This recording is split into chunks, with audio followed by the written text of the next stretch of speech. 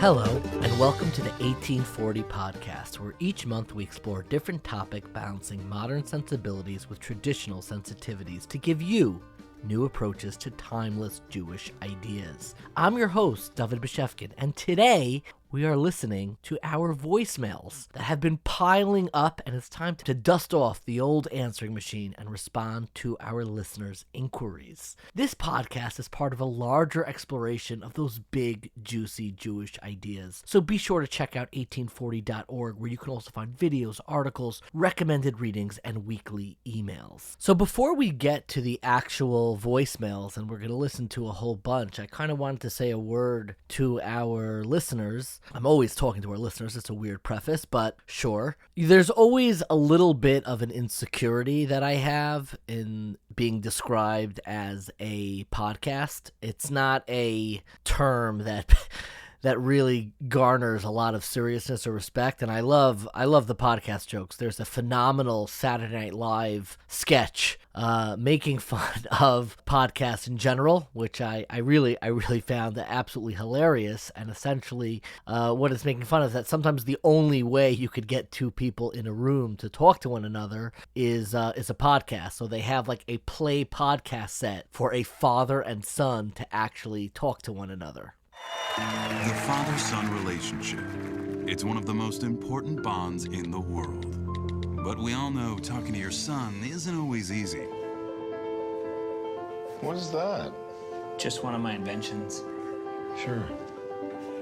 But now, every father can break through to his son using the father-son podcasting microphone. With the father-son podcasting microphone, you and your son can start to have real, meaningful conversations. And today, I am joined by my co-host, my son. It's great to be here, Dad. Dad and son can finally open up to each other using the comforting cadence and structure of a podcast. I'd say my dad's distant. Well, it's tough, you know. I mean, there's no book you can read about being a dad.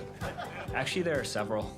A podcast is a great chance for father and son to get raw, confessional, and unfiltered. I guess looking back on my life so far, I've done everything in order to gain my dad's approval. But sometimes things get too real. Luckily, you can always shift gears with a quick commercial. You know what I do approve of?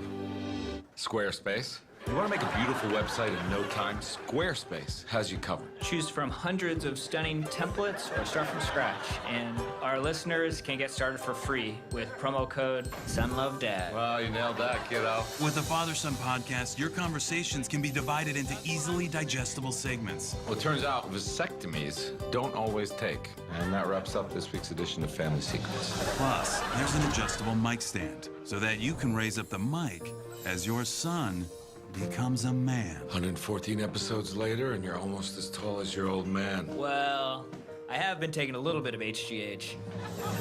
The Father-Son podcasting microphone. It just has to get you through 3 awkward years before you can both start drinking together. And maybe I'm just justifying it to myself. As funny as that clip is, and as real as that clip is, it's a lot of what we do here on 1840, but maybe I'm just justifying it to myself. But I really do feel, and when I look in the mirror every day, I'm not like, wow, you're a podcast host. What I think about is building a very real community and addressing very real struggles and very real issues, questions that people have that may have been falling through the cracks in our own journey through Jewish life, Jewish programming, Jewish institutions. There are still very real areas. The analogy that my partner in this entire project, Mitch Eichen, used is a leaky roof, that you settle down and you start building your Jewish life, and you start realizing that you have a leak in your living room, and the water starts dripping slowly, and maybe, you start to see the ceiling fracture a little bit from those drips. And one model is to take pots and pans and try to make sure that the leak at least doesn't ruin the floor. But I think a lot of what we try to do on 1840 is actually exit the house, get up on the roof, and start to really do the real work to patch those sidings. And it's a long process. It's not something that we're able to, we are not structured like a question answer. Here's your question. Here's the answer. Let's move on. It's not an FAQ, but it's really through the process of inquiry that we try to address questions. And what I find most heartening and what allows me, in whatever way, what allows us, I think in many ways, to feel that this might be even more than a podcast, and perhaps I'm not overstating what we're doing here. For some who are listening to this as they're, cooking on Shabbos or just stuck in traffic, they're like, no, this is just a podcast.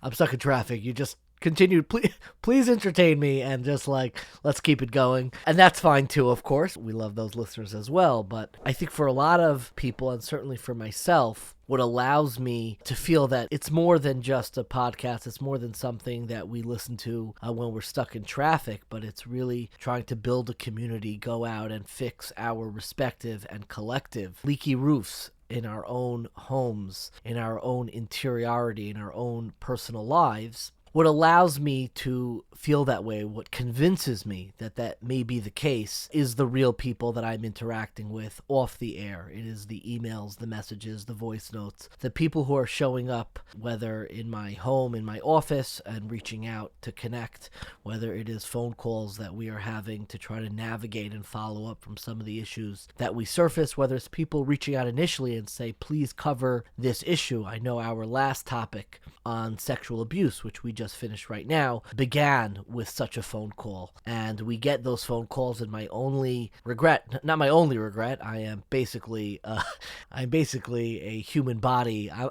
Those images of, there's the show BoJack Horseman, where there's an adult, but it's essentially three children stacked up one on top of the other on each other's shoulders to make it look like an adult. Like the old show, The Little Rascals. That's probably a reference. If you don't get the BoJack Horseman reference, hopefully you get the Little Rascals reference, and you had the kids stacked up one another with a trench coat. So I'm basically regret piled on regret wearing a trench coat. That's basically how I operate and interact with the world, thinking about all the things I could have done differently, should have done differently, messed up.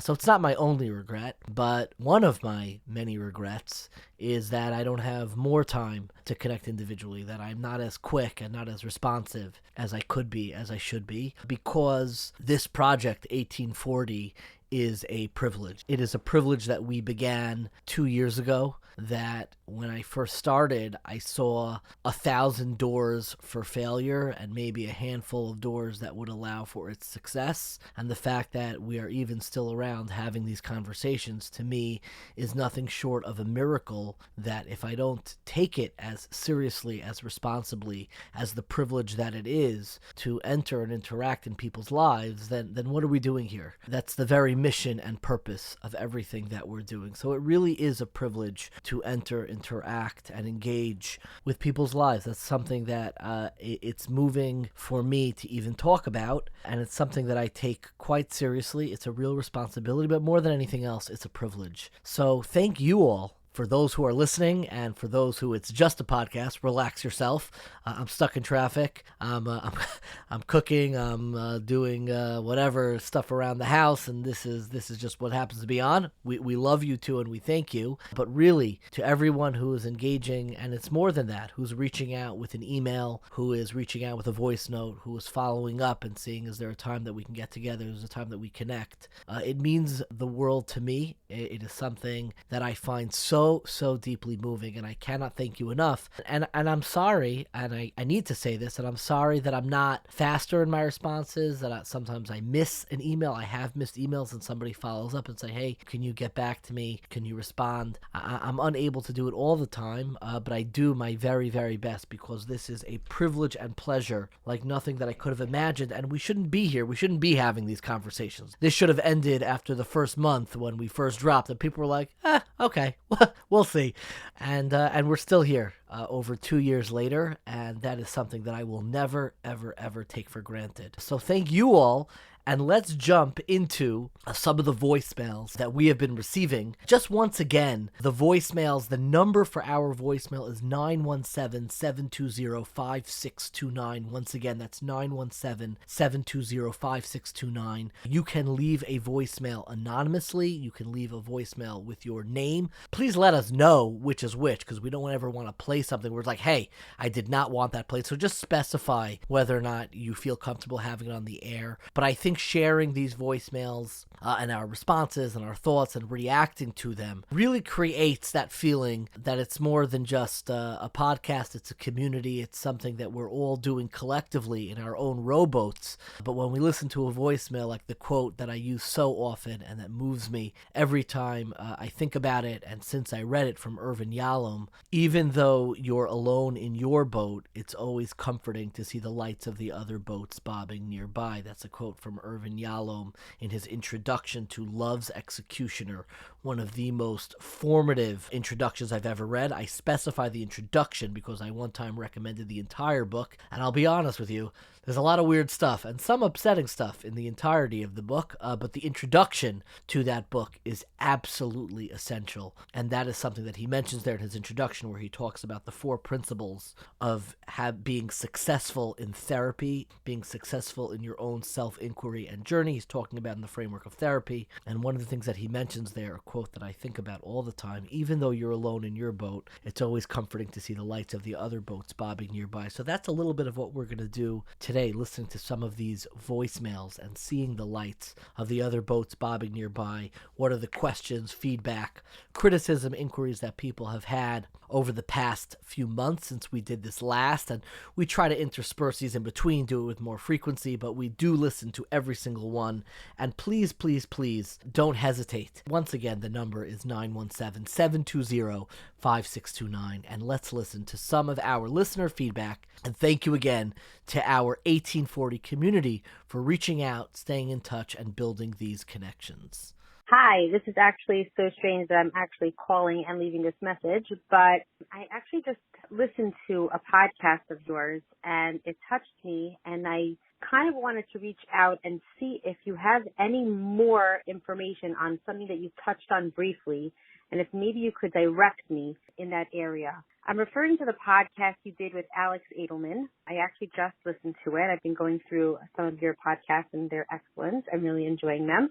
At the very end, you touched on something, and you were talking about the Megillah of Purim and how the tune of Eicha comes in, and you use it as this mashal to these close friends, and one of them is moving on and getting married, and how the other person is feeling, and, I understood how you connected it, in that podcast, but what I'm getting at is there more information about that actual real topic, about what happens to these, especially, in the generation we're in, where there's so many older singles and there's a crisis in the shidduchim, and this obviously is going to happen. There's going to be a point where these close friends who have been leaning on each other for so many years have been almost like each other's person until they've found their real person, and then that first one finally gets their moment, their Purim, and has their wedding. Is there information out there, advice out there for both people, how to go through that process in the best possible way for both? It's hard for both sides. Uniquely, I think even more for the one that's left behind,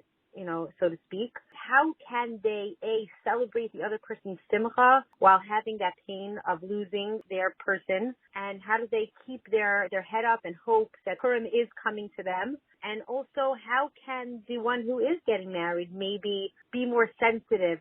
Even though it's their time to be happy, how can they tap into the pain that maybe their friend is going through? It's a very complicated thing to navigate, and I'm wondering, have you heard other speeches about such a topic? Is that a topic that you would ever address on a podcast? So what this listener is referring to is an analogy, and the Hebrew word for analogy is mushal. That's what she kept on mentioning, a mushal. As an analogy I used at the end of the pre-Purim Alex Edelman podcast, where the part of the Megillah, we use the trup, the tune from the Megillah of Lamentations of Eicha, and we sing it sadly.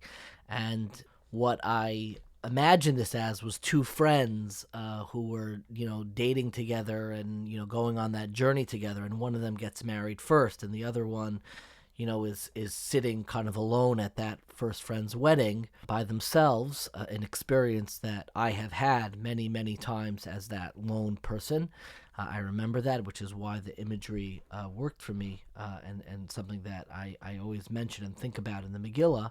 And that friend in the middle of the circle brings in that other friend into their simcha and dances with them and says, your story, too, is a Purim that has not yet unfolded. And this is what we're doing in the Megillah, where we're kind of bringing in Eicha, this story of exile, into the Purim story and dancing together and saying that Lamentations, the story of the destruction of the temple, the story of exile, is also a Purim story that has not yet fully unfolded. It's an idea that it doesn't appear explicitly in any text. It's imagery that really I was drawing upon my own experience. If you want to find a text that talks about it in a close way, the notion of bringing other people into the circle who are struggling, this is something that Rebbe Nachman actually talks about in Likutei Maharan, in Tinyana, which is the second section of that work, in the 23rd Torah. It's in Hebrew, but you can find many, many translations. And he says that there, and the notion, just even highlighting the notion that it's so strange that we use the trup, the tune for Eicha within the Megillah, something that many people notice, and Rav Hutner in his work Pachad Yitzchak on Purim also makes note of this. And I guess maybe if you multiply that Rav Hutner with the Rebbe Nachman, you get pretty close to the idea that we mentioned, the imagery. But in terms of the idea itself, I haven't heard a great deal of people speak about it. I am not surprised at all that people struggle with this, and the fact that the caller reached out to hear more about it is actually not so surprising, because it was a Torah idea that emerged from a very personal experience. I had very, very close friends who we were in the struggle together. We'd come back, talk about dating life and share our frustrations together, and over again, those friends got married before me, and I would have to be at their weddings. I had a roommate. I remember at his wedding, I had to leave in the middle, and I just sat alone in my car. I couldn't be there. It was hard. It was hard to feel engaged. And, other weddings, you would just kind of like party really hard and drown out your own sorrows. But learning how to engage in somebody else's joy while you are going through something, particularly something that relates to the very joy of the celebration you are participating in, is extraordinarily painful and difficult. Nobody would expect somebody who just got laid off to have a joyous time at celebrating their friend's kiddush, celebrating their promotion at work and making partner. We sometimes don't give ourselves enough credit for how difficult that could be. In terms of navigating that with a friendship, number one, yes, undoubtedly one of the topics that sit most high on my agenda to really talk about is, you could call it shidduchim. I'm probably not going to use that term. I think it's romantic relationships. I think it's finding that process of both finding, preserving, cultivating marriage, dating, romance in your life is something that obviously looms large in my own story. It was a big part of my own doubt that I had in my 20s of being able to commit to that, and is a topic we absolutely need to address. But in terms of people who are going through it now, and hopefully we'll address it more expansively later, the only thing that I would say is you have to have realistic expectations on yourself. I don't think we can ever legislate to others how perfectly to treat their friends. I think that there are different people who get hurt and feel sensitivities and feel pain in different ways, and people need to adjust their expectations in multiple ways. Number one, realizing that there are things that are going to hurt us that are not meant maliciously. That's number one. Number two, adjust your expectation of who your friends are. This might be a difficult thing to say. Not everyone you went to high school, seminary, yeshiva, wherever it was, not everyone is your best friend. And sometimes it is through the cauldron of this process that you realize that you don't have 70 friends. You have 3 friends. You have 4 friends who you can be real with, who you can be honest with. And some of those friends might be at different stages in life than you, but a real friendship is something that you can be deeply honest and authentic with. and imposing that standard of friendship on every acquaintance that you've met, or every friend, and I'm using air quotes for that, is unrealistic and unfair to yourself. And for those who they were in your orbit, you were friends in 11th grade, you were roommates in yeshiva or seminary, and now it feels different. Maybe it is different, and allowing yourself to acknowledge that, and dare I say, move on in a healthy way, but not holding every single friendship so tightly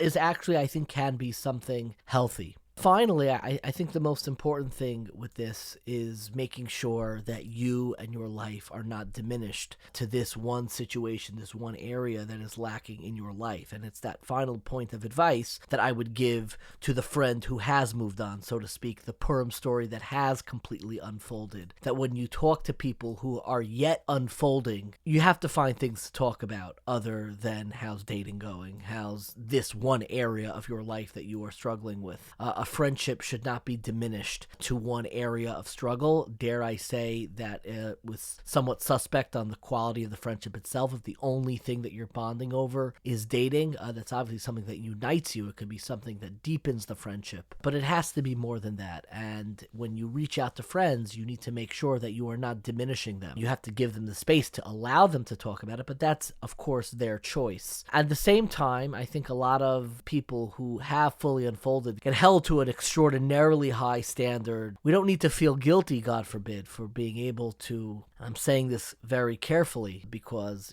I was once in the situation where I was not yet married and now I am married. Your marriage is a serious priority in your life, and you're not always going to be able to be there for your friends in the way that you were there before you were married. That happens to be a very painful reality, but doing it with graciousness and decency, if it was a real friendship to begin with, I believe it is something that it will endure. And they don't all endure. Maybe that's too real. They don't all endure.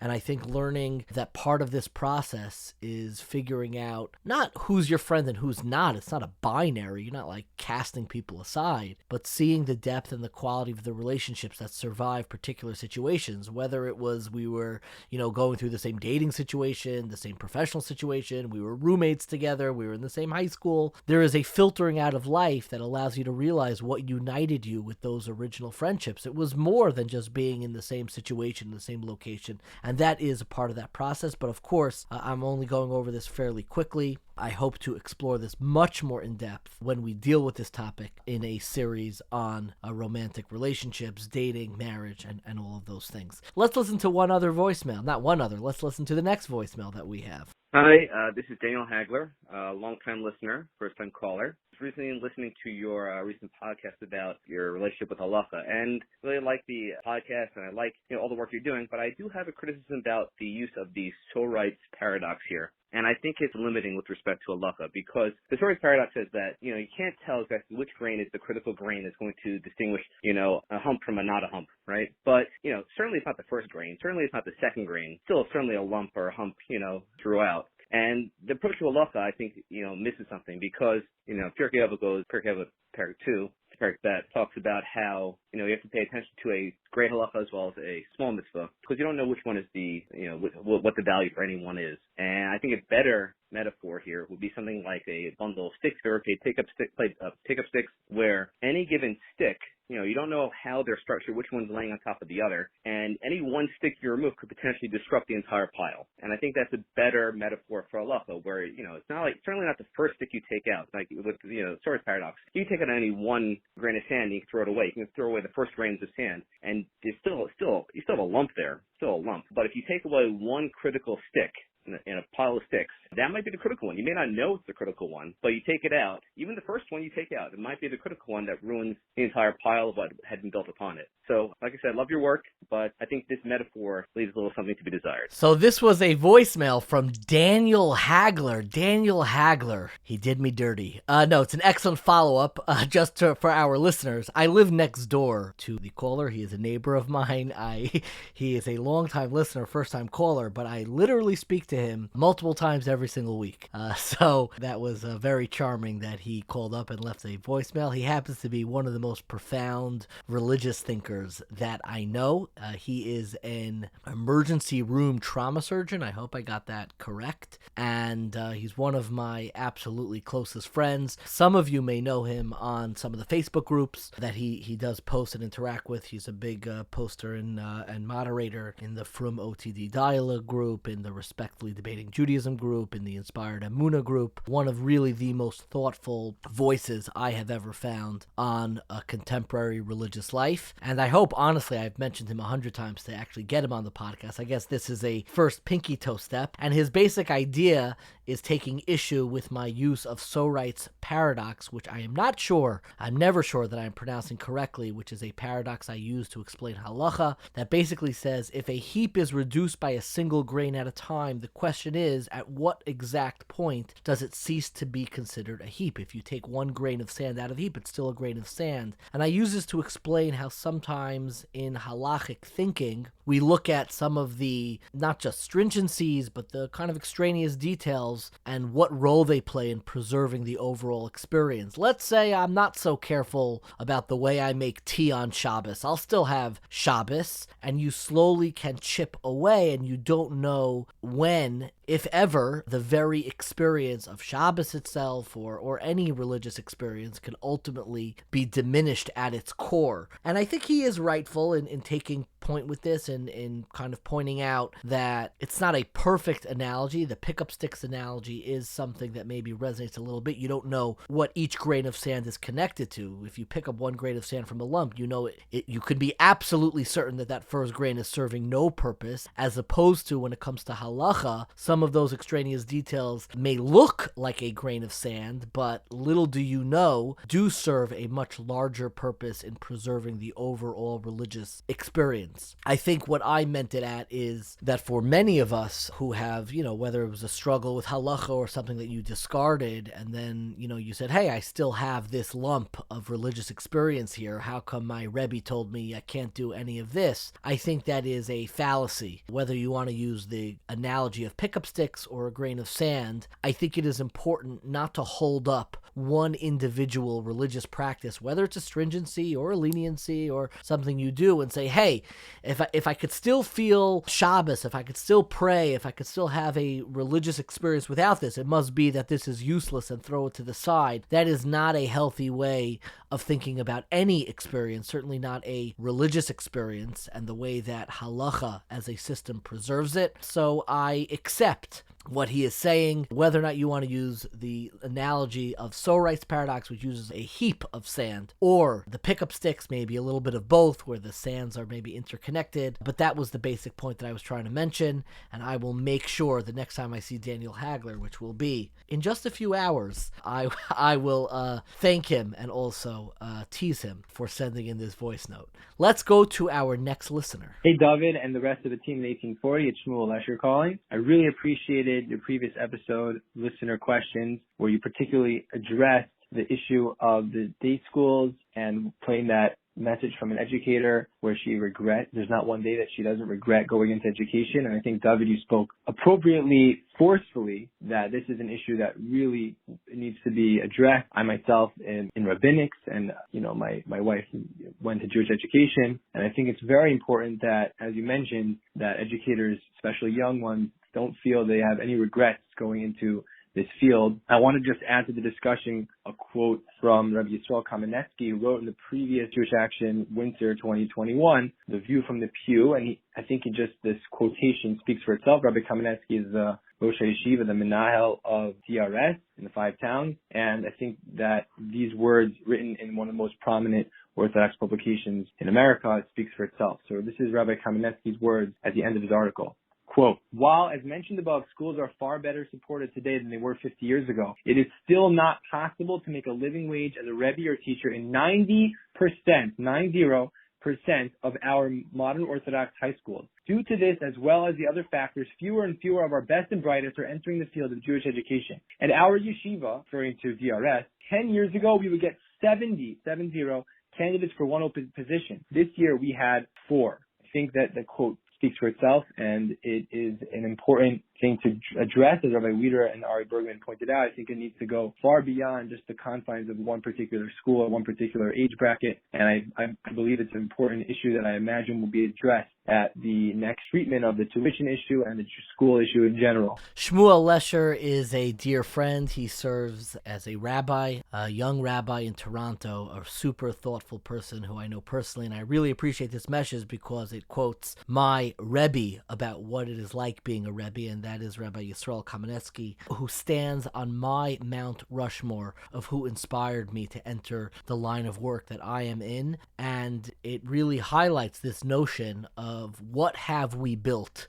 educationally. I know the products of the yeshiva high school system in America is incredible. It really saved the very trajectory of this country, of Yahadus, of Yiddishkeit in North America. There's no question about that. But what concerns me is that while we love what it produces, the experience of service within that system, to me at least, feels very broken, and I am worried that we are standing together on the deck of the Titanic that is our yeshiva day school system, patting ourselves on the back on how wonderful and how luxurious this boat that is preserving Jewish life in North America is, and we are headed straight into an iceberg. And the canary in the coal mine, sorry to mix metaphors, the canary in the coal mine is that nobody wants to become an educator anymore.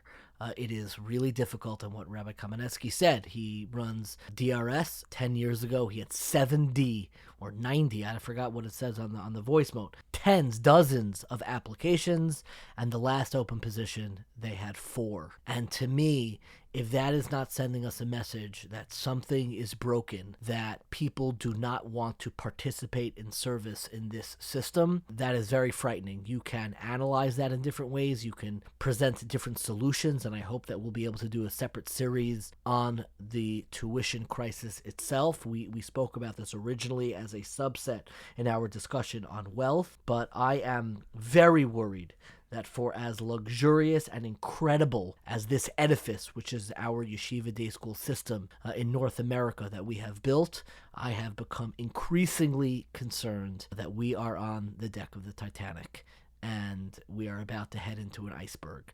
And the people who are calling out and saying iceberg ahead, they are our educators. They are the people who are within this system, and for whatever reason, no one else wants to join them on top, because these are the ones who see that this is very difficult to join and be a part of it. It's not easy. And if you cannot make a living educating our children, if nobody wants to go into this system, then what did we build in the first place? That is the cruel irony that we have returned to over and over again and hope to return to again on this podcast. Another voicemail. Hi, my name is Lauren. I'm from Queens. First of all, I love your podcast. I'm a really big fan. I just listened to the episode about abuse, and I was just thinking how important this topic is, and especially like bringing up how to talk about abuse and even, confront it and report it. Just this week, I had an encounter with someone in my daughter's school where I noticed that past 2 times this person has made it's an administrator in the school, has made a lot of off-color jokes, and one of them was particularly offensive to me based on my family's history. And I was really struggling if I should say something to the administrator, because while I personally was not offended, I know that this comment, if heard by other students, could really turn people off to Judaism and from being from, and these kinds of attitudes about, let's say, non-religious Jews, or attitudes about COVID and expressing political opinions. Really, you're an administrator of a school, you represent Torah values, and, saying these jokes really could have a negative impact on people's relationship to Yiddishkeit. And I was thinking how it is, important, but I also have to think about my daughter, and would she be retaliated against if I say something, even if it's done very respectfully and nicely. I don't want it to negatively impact her. And then I was thinking to myself, maybe it's just this person's personality. He doesn't, they don't mean anything negative by it. It's totally harmless. It's just a joke. It's fine. And then I was thinking, I'm sure there are other people in the room, and I know that there are other people in the room when they hear this, they're also bothered by it. But no one says anything because, it's just like their personality. Everybody writes it off. And then I was thinking that's how abuse happens. There are these very influential people often that have a lot of power and a lot of control and a lot of influence, and we're scared, and we also want to see the best in people. And it's really, really hard to, when you know that something's wrong, wrong and you feel that like you're just, a member of that community, a small lone member, to be the one that's brave enough to speak up. And a lot of times, unfortunately, because of this attitude, so many people end up suffering. And I think it's just really, really important, this conversation that you're having about abuse and like what happens when you call the police, just really talking about how important it is to speak up and how to do it sensitively, and also how it impacts our relationship to Yiddishkeit, because I think that's another really important point, that so many people are impacted by these stories in ways we don't understand. And I think it's really important that the community as a whole is having these discussions. This was an important and powerful voicemail to listen to, and related in many ways to what we spoke about in abuse, because much of our series, which really tried to stay laser focused in an educational way of how to respond to this, but I think it is a reaction to everything that we were discussing, which is primarily really a product of 2 points that we had mentioned. Number one, abuse is a very strong term, but it is also a broad term, and a lot of times we can feel that element of abuse and disappointment even when it is not criminal, even when it is not sexual. There is a sense of deep religious disappointment that we feel specifically when we are let down by our religious leaders, and being able to address that disappointment, and for religious leaders to understand what they are representing to people is beyond important for us to discuss and for both parties to know. The second point, which I think is even more important and something that I hope came across in the series, is that we need to learn how to cultivate and trust our own intuition.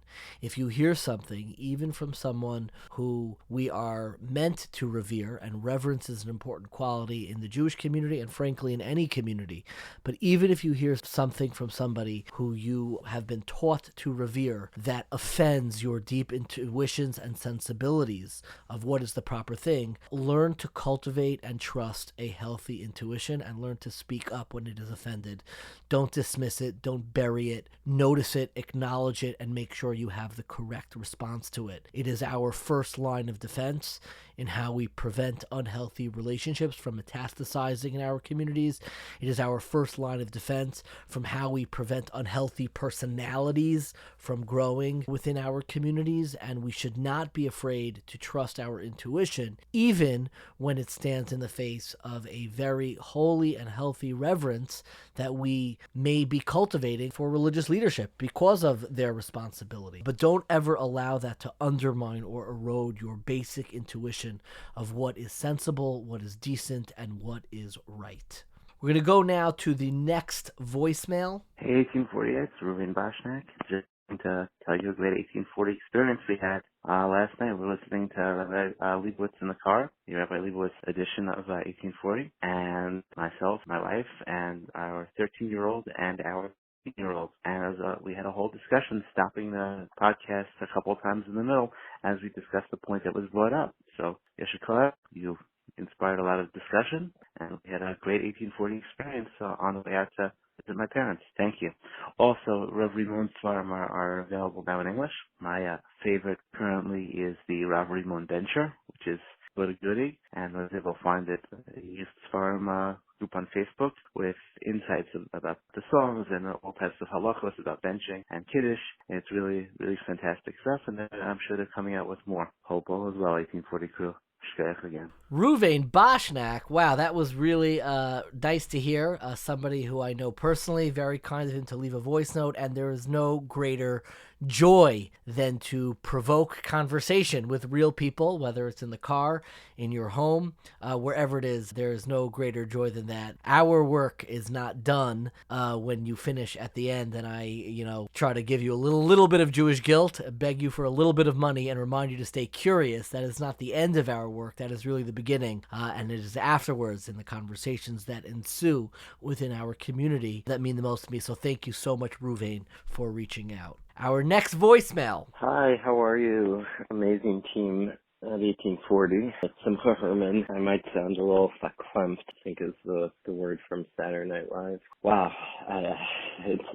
that was mind-blowing and incredible, and a lot of adjectives to describe the episode with Rabbi Rothwich and his daughter. And it's also just crazy in my own life. I just had a few patients with chronic pain, but with eating disorders, and the mental health aspect seems as often is the more primal etiology of the pain, of the physical pain. Again, I'm just going to give the pitch that, you've had some very incredible interviews with very, just more extreme examples within the Jewish community. I know that they're actually also much more prevalent than we would like to admit. But I think going to some of the basics of mental health with depression, anxiety, there's plenty to go with more extreme examples like schizophrenia, bipolar, the more psychotic disorders. But within the regular mental health, it's what most of our community is struggling with. I mean, you did a great job with materialism, but that's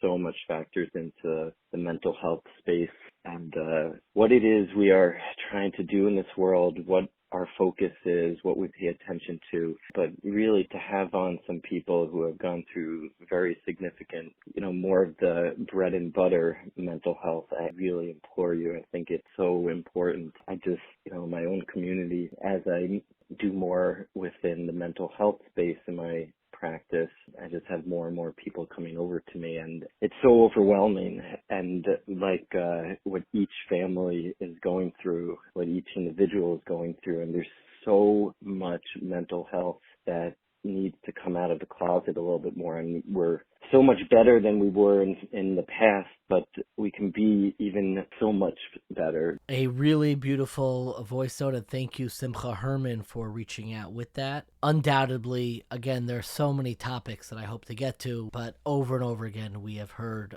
mental health. It is something I desperately want to share and talk about. It obviously is an issue that is quite personal to me, and it is something that I hope that we get to. And even though we haven't dealt with it head on, the feedback that we've gotten from some of the different episodes that have touched upon people struggling with mental health has been extraordinarily heartening, and it's really a privilege to share and interact around ideas of such importance within our community. But I cannot agree more with what the caller, Reb Simcha Herman, who I believe is also a therapist, as he mentioned on the call, the importance of talking about these foundational issues of mental health, particularly within our religious community. We're going to go now to the next voicemail. You will never know how many people you have uplifted and inspired with your courage and with sharing your story. And I can't thank you enough. I'm personally indebted to you, but your mother told me that she was just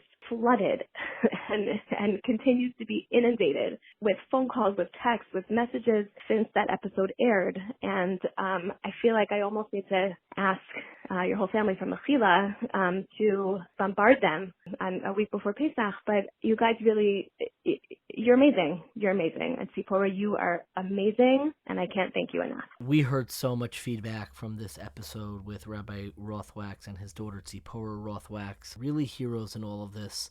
And I didn't share this initially, but, when we first did the recording, it wasn't an easy recording, and it was something, it was a very personal story, but one that they both knew would serve a real impact in our community to share, to talk about when we think about family, specifically before Pesach, which is why we do these series always before Pesach. And it was after the interview, and it's a testament to who they are. They looked at me and said, look, you don't have to use this interview if you don't think it came out right or you don't think it's beneficial. And I have always found that the greats who we've interviewed have all said the same thing to me. They look at me. I remember this is what Rav Aaron Lopiansky said the same thing. He was an early interview we had when we spoke about Jewish peoplehood. I remember he began the interview saying, look, you don't have to use any of this. And there's a certain humbleness that very often translates, particularly with the Rothwax interview, into a certain resonance that really can't be captured in any other way. And they're just incredibly special people, and I echo everything that this caller has said.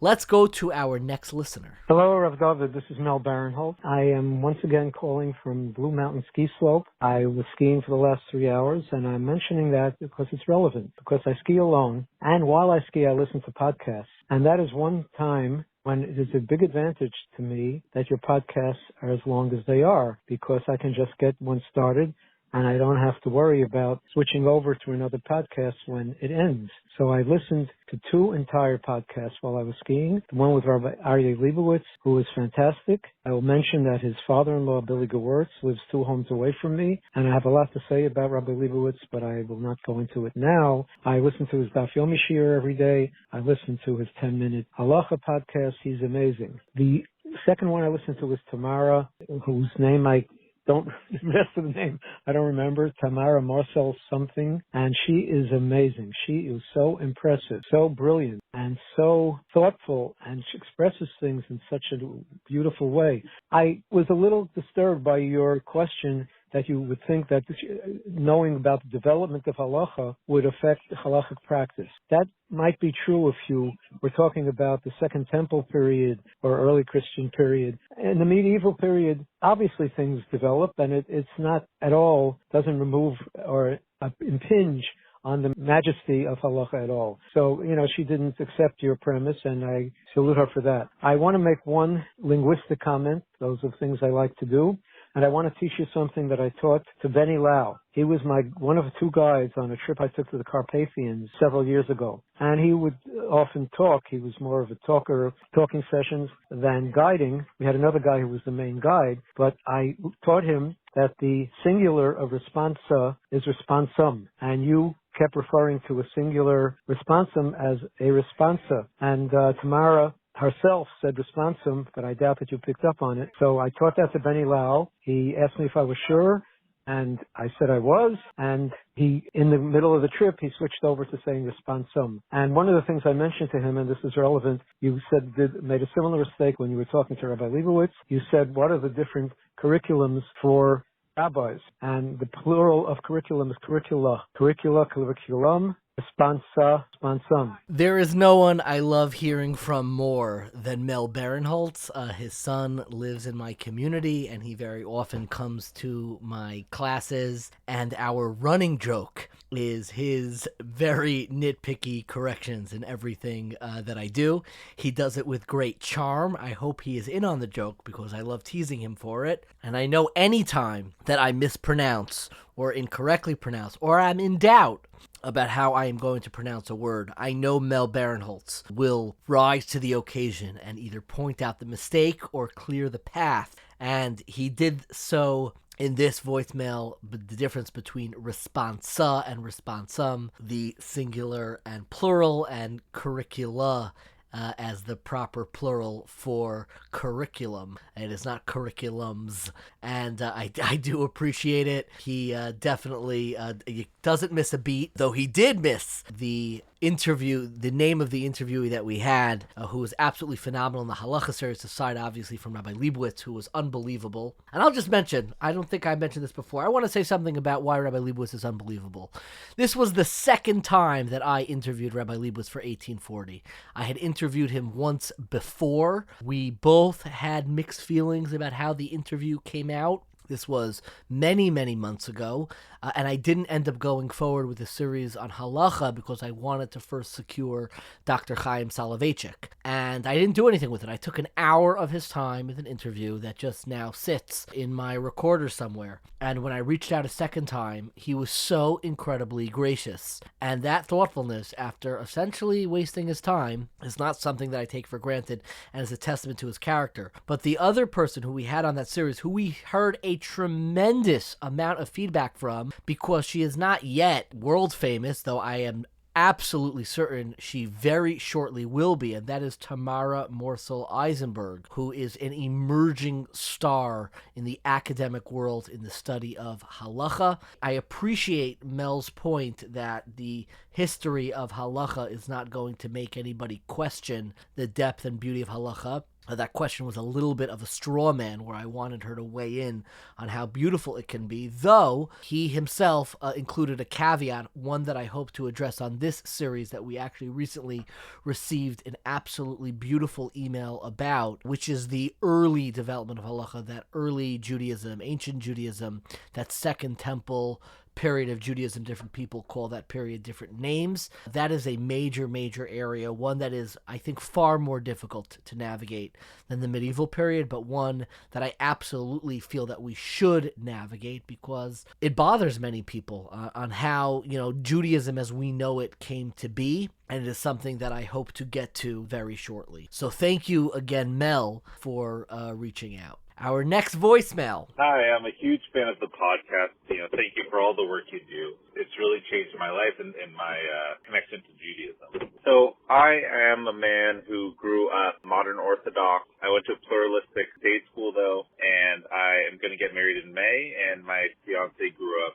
in the conservative movement. We're getting married in a halachic Orthodox way, ketubah, dating, etc., and plan to live a life where we're members of an Orthodox synagogue and things like that. I did want to ask, though, because it's been, even though we have very similar values for family, even though they're conservative, people fully kosher home, 2 separate kitchens even, there's always been a source of tension because of these 2 different movements, even though I feel we're so closely aligned. And I think a good episode would be talking about the relationship between the Orthodox community and the conservative community that developed in America. Rav Soloveitchik had, a lot of meetings to try to create some common ground in the latter part of the 20th century. Those talks broke down. And now Rav Rifkin is, I think, trying to re-engage those communities.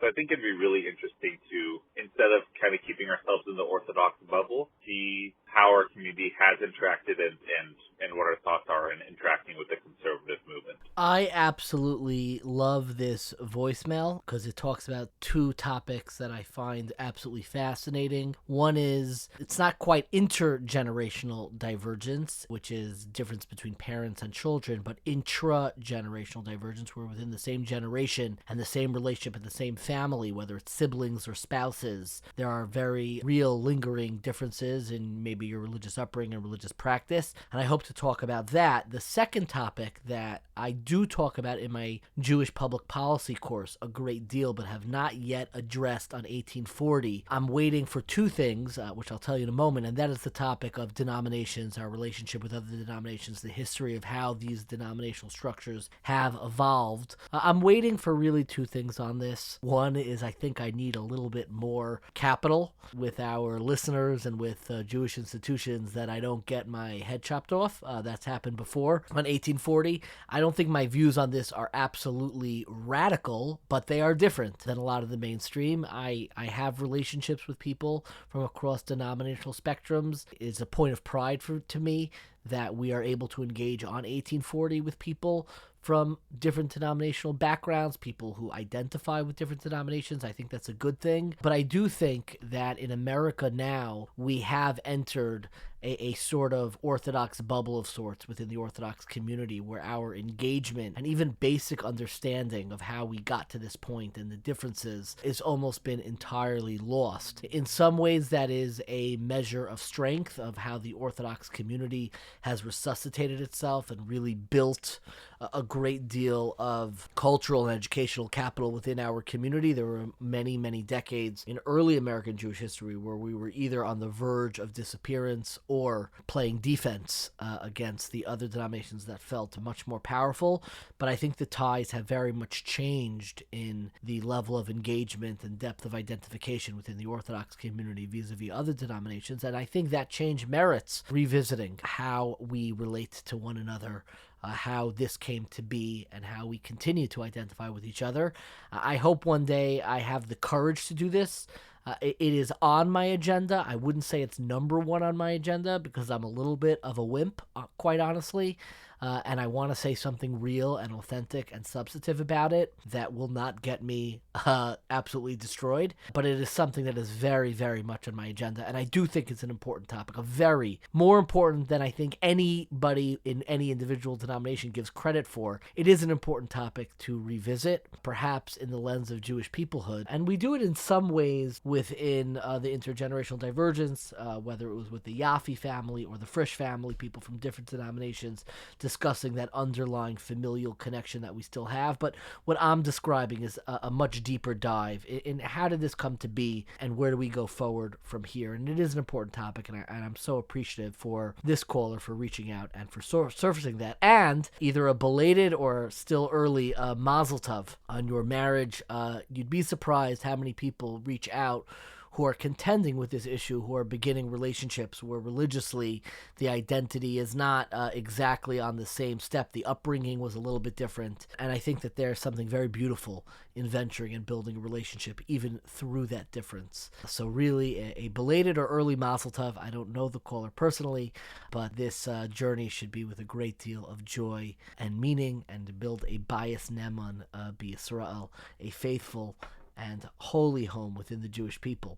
Our next caller. Hi, Rabbi Bashevkin. My name is Bashevkin. I live in West Hempstead. I'm a huge fan of your podcast. I enjoyed hearing you speak at the Young Israel of West Hempstead about a month ago. I'm calling regarding the most recent conversation about wealth in the Jewish community, and I enjoyed, as always, every single episode. My favorite one was the mensch of, the one about the factory. I guess the one piece that I thought maybe would come up in the conversation and didn't, I don't know if you thought about it, maybe it's even a bad idea, is that in the backdrop of Jewish history, it has been wealth that has been able to save many people. And, without risking everything becoming about the Holocaust, it's hard not to think about how people who had money were able to escape, were able to bribe people, were able to do things and save their lives. And I think that when the Jewish community, left Eastern Europe, whoever did survive, this idea of how am I going to be safe in the future, I think, not to be morbid, is very ingrained in the Jewish community, in each of our psyche, that, we need to have enough money, again, not everything to be about the Holocaust, but it's almost become a Jewish refrain. Like when I bought our most recent house, I was like, oh, okay, well, that's a place we could hide if we ever have to. I know there's a dark humor there, but I do think there's a lot to be said that, wealth is what saved Jews, not just in the Holocaust, other times also, but most recently during the Holocaust. Thank you again for all of your work. I basically listen to your podcast the minute the new episode come out. I listen to it immediately, so thank you, and have a good day. Thank you so much. It was a joy visiting West Hempstead. Really great energy in this voicemail for a topic that is decidedly more somber. I like good energy even when we are discussing issues as serious as the Holocaust and its enduring impact. It's a fascinating idea, one that I would probably want to unpack a little bit more. There's no question that there is an enduring impact in the psyche, our collective psyche of the Holocaust. I never thought about the connection to that and our feeling of security with material well-being, and perhaps there is a connection. I honestly do not know, and I would open it up to our listeners if anyone has written about this or thinks about it or has thoughts on it. It is a fascinating connection. There is no doubt in my mind that much of American Judaism, our collective psyche, was shaped in the shadow of the Holocaust. That definitely is something residual, and what impact that may or may not have on our relationship with wealth and materialism is definitely something really fascinating. When she said you bought a house and I immediately, looked, we could hide over there. That is definitely something very real and something that was surfaced in the famous New Yorker essay by Nathan Englander called What We Talk About When We Talk About Anne Frank, which is also the name of his collected essays, but it was originally published as a standalone essay in the New Yorker. It is a fictional story of a religious and non-religious couple where the wives were old college buddies, I believe, and they sit around in their living room, if I remember the plot details correctly, smoking pot. And I'll be honest, I don't read a lot of fiction. I love this story. It was absolutely fascinating. That is not, to be clear, an endorsement on sitting around in your kitchen or living room smoking pot. I hope that's not the takeaway from that. That just happens to be the plot setting of what we talk about when we talk about Anne Frank. I'm not commenting on whether or not that is a good idea or a bad idea to do with your old high school buddies, and certainly not the topic of their conversation. But that essay, and I rarely read fiction, was a very powerful, moving rumination on Jewish identity and how the Holocaust shapes our identity and how it shapes the way that we react and try to preserve our identity, similar in many other ways to the essay that I have mentioned before. It is called Bad Jews, and you can buy that online. I've recommended it before. I don't know if anybody took me up on that recommendation. You could probably get it for a few dollars. I read one of the few, this and what we talk about when we talk about Anne Frank. There are a lot of similarities in the way that they relate to Jewish identity, and this is another rumination that also relates to the Holocaust and persecution and how that shapes contemporary Jewish identity in different ways. And this is a play called Bad Jews by Joshua Harmon. Don't sleep on that. I did not hear enough talk about this dark comedic play. Both are worth reading. Check them both out. They're both phenomenal, and this is coming from somebody who almost never reads fiction, which I don't know makes it more credibility or less credibility, but they are both fictional works that I found deeply moving. Okay, to our next caller. We're almost finished with this episode. If you're still with us now, God bless you. I don't know if listening to all of these is having you think as you are sitting in traffic or doing whatever you're doing, be like, I am never leaving a voicemail, or hey, I should leave a voicemail. I'm not sure what you're thinking as you listen to these. I find them so heartening, so moving. I'm so appreciative of the people who reached out. But I'm curious what our listeners think. And maybe leave a voicemail. So tell me, what did you think when listening to other people's voicemails? Is this like, not a chance? This is the worst advertisement for leaving a voicemail? Or it's like, hey, that's not so scary. Why not? It's such a nice way of gathering together as a community. Feel free to chime in on that, of course, with a voicemail. Rabbi Bashevkin, Ben Rothke, one of your top fans in Passaic. The interview with Ravari Leibowitz was like him.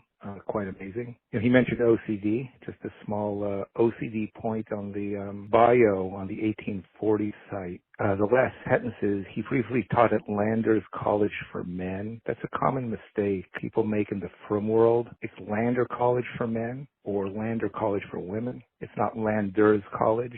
We could go in depth on the grammatic issue, but that's it. Just thought I'd leave a minutia comment, but Yesher Koach on all your efforts. Remember, it's Lander College. It's not Landers College. If you want to know why I love our listeners, it's the people who are listening and they reach out for the nitty-gritty details. And there is no detail that I love more than Jews, myself included, adding S to the ends of words unnecessarily. And I don't know why we do this. It is like a common mistake. I think that the pizza store that I had growing up was called Sabra Pizza, and we all called it Sabras. We love adding S to words, and one of those words that we love adding an S to is Lander. It is not Landers, it is Lander College, and this is something that any time that I mention the college, you can be sure that Dr. David Lukens is somewhere watching. He must not listen to 1840, because Lord knows I would have gotten a voicemail from him, but that is definitely my mistake, and I just actually texted my brother-in-law. I have a brother-in-law who has a full list of things that Jews love adding the word S to, and that list from my brother-in-law, which he did respond with, is we love adding the letter S to all the scotches, Macallans, Taliskers, Sabras, that's the pizza store. We love to do it. I love that list, and thank you to my brother-in-law Ian for that wonderful quirk, and for our caller Ben Rothke for that quirk of adding in an S to make it a little bit more luxurious. Our next caller is on a more serious topic, a reaction to our episode with Aaron Schreiber. Hey, David. Just finished a podcast with Aaron Schreiber. Thank you for all of your podcasts. But I do have one question. It seems like you didn't answer the question you asked him about people afraid of creating problems for the person who is accused, fear of ruining someone's life if what turns out to be an accusation from the victim is really not true. The answer that Aaron gave was really something that said, well, they have a pretty good system and they only convict the person who is really guilty. But the ruining of someone's life pretty much happens as soon as the thing begins. Whether or not they're termed convicted, obviously it makes a difference, but you can't ruin their life by just accusation itself. So I'm curious to know what his thoughts are there or what your thoughts are there. I am a little hesitant to answer this question. I do obviously understand that there is a risk in any investigation of ruining somebody's life, potentially. I want to explain why I had Aaron Schreiber do this interview again and maybe try to address this question while acknowledging that I am not an expert in this field. It was very important for me to begin a conversation about abuse in the Jewish community with demystifying, and that's a word that I used over and over again, as some of our listeners pointed out to me, but that's exactly what I was trying to do, to demystify what it means to call the police. And the reason why that is so is that I think in our efforts to not, quote unquote, ruin some people's lives with an accusation, we ruin many, many, many more people's lives who have to live with the continuation of abuse and persecution. And I believe the people who are most qualified to conduct an investigation and figure out whether they are innocent or guilty are the police. There is no process that is 100% perfect. Every process comes with different respective risks. There is no perfect process. But I believe, and this is what we spoke about at the end, that the hard power of a police investigation is the best way to figure out the truth. And that is why I wanted to demystify, instead of having rumors or calling Rabbanim to figure out, when you have a serious concern of criminal abuse taking place. Not a rabbi who said something off color, that you're not going to call the police for that, but an act of criminal abuse that you are concerned about. The police are the best people to figure out whether or not this in fact happened, particularly when children are involved. They are trained in this area. They have the ability to subpoena. And yes, there is a risk that somebody can be accused falsely and their lives can be ruined. But I think the alternative is simply not an option, where people who are subject to criminal abuse and the victims and survivors and the communal institutions that we have, it is not an option to allow them to continue. And I think the only people who are qualified to stop and to investigate and stop criminal abuse are the police. And I wanted to demystify it, to say what happens when you call the police. Because I think that we sometimes characterize it that it's only in some communities that they don't call the police for, historic issues or whatever it is. They're worried about halachic problems. I think everyone's afraid to call. I think I'm afraid to call the police. I'm afraid to call. Now, what happens? It's much easier for me to call my Rebbe, for me to call my local rabbi. But when there is a serious concern, and you can decide for yourself what that means. When somebody breaks into your home, when you are concerned that a child, that a member of a Jewish institution is being touched inappropriately, that is the equivalent of having somebody on your front lawn with a machine gun spraying bullets into your home. You do not have the luxury, we do not have the luxury to necessarily think about the lives that we could potentially ruin with a false accusation, which we discussed on the podcast. We have to be much more focused on the people inside of that home being sprayed with the bullets of, God forbid, criminal abuse, which absolutely end and destroy lives. And that is why we spoke about it. But of course, the conversation on 1840 is always the beginning, especially for a topic of this sensitivity, and speaking to the experts in the field, many of which we have had on this series. And we selected who we had on this series very carefully and very specifically. I would reach out to the experts in the field to share whatever lingering concerns you do have. And you don't have to be afraid. This is really important. And I want this to be absolutely clear. Don't be afraid to share lingering concerns and questions, but share them with the right people, with the experts, and have them address your lingering concerns and questions. Find those people who have experience in this area of whether it's criminal investigation, whether it's people who have really done meaningful work in this area. Find them out and ask them. Don't be afraid to ask questions. We don't have the luxury to have stigma in this area. Even the stigma, it's a different stigma. It's not the stigma of being a survivor, and those are extraordinarily important to us. It's the stigma of coming off ignorance, the stigma of I didn't ask, I shouldn't be asking this question, it shouldn't be something that's bothering me.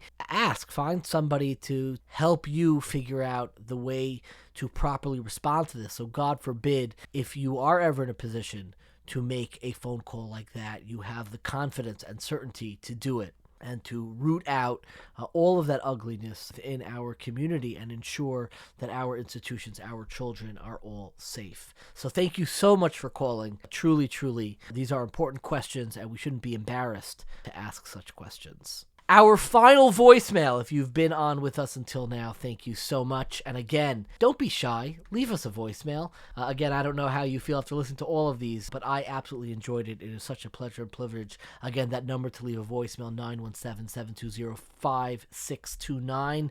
Our final voicemail from our Readers Respond episode. Hi there. My name is Michael Raskus, and I've been enjoying your podcast for a short while now, since a friend of mine sent me an episode, and I've been listening to a bunch of them, and I'm enjoying them. And certainly the more recent ones with the, I forget what you call them, I think the interpersonal, I'm messing up on this, but the contrast between the child and parent. But you encourage suggestions, so I wanted to send one your way, which is, I think something needs to be focused on the comfort and convenience and the stayingness of American Jewry, specifically Orthodox American Jewry, in the United States over the last 50 years, and specifically over the last 20 years, as Israel is obviously such a viable option always religiously, but now economically and everything that's going on in the country, besides religiously, it's just the economic excuse isn't there. The religious vitality is so far superior. And somebody wrote an op-ed in the Jewish Link last week, which really was quite galling, about how no need to go to Israel. And, we're fine here in America. And just really got me thinking about how comfortable American Orthodox Jewry is, and there doesn't seem to be the striving anymore. Obviously, some people are going, but in general, people are comfortable, they're doing well, they're staying put, and I think that's something that really should be explored and examined, and I think you do a good job of exploring and examining. So that's the suggestion. An excellent suggestion and a great way to end, because so much of what we're trying to do is address, I don't want to call it the complacency, but kind of the state of American Judaism, particularly in the Orthodox community today, though not exclusively the Orthodox community. I love that he forgot the name of this series, Michael. It is Intergenerational Divergence, and when I came out with it, people were like, that is the worst title I have ever heard for a series. It's like 30 syllables. Like, why did you choose that? But thank God it is the series that consistently really has resonated so much with our listeners and so much a part of what we're trying to do to address the state of the Jewish community today, and something that we hope to return to over and over again in the work that we do. So thank you so much to all of our callers on today's episode. They are our guests of sorts in a way. And most of all, thank you so much for listening. This episode was edited, like so many of our episodes, by our dearest friend, Dina Emerson. And it wouldn't be a Jewish podcast without a little bit of Jewish guilt. So if you enjoyed, oh wait, did we stop using that? I think we do now. It wouldn't be a Jewish podcast, and we can include both in here. Let's get sloppy. It wouldn't be a Jewish podcast without a little bit, I forgot what we use now. I don't know, leave both in. Was it schnorring? I forgot what we used. But it wouldn't be a Jewish podcast without us closing with, if you enjoyed this episode or any episode, please subscribe, rate, review, tell your friends about it. You can also donate at 1840.org/donate. That's 18forty.org/donate. It really helps us reach new listeners and continue putting out great content. You can also leave us a voicemail with feedback or questions. No duh, you've been listening for the last 2 hours to these, that we may play on a future episode. Not sure you're going to want to do that after today's episode, but in case you do, that number is 917-720-5629. Once again, that number is 917-720-5629. If you'd like to learn more about some of the other topics that we've covered in the past, be sure to check out 1840.org. That's the number 18 followed by the word FORTY.org. 1840.org, where you can also find videos, articles, recommended readings, weekly emails. Thank you so much for listening, and stay curious, my friends.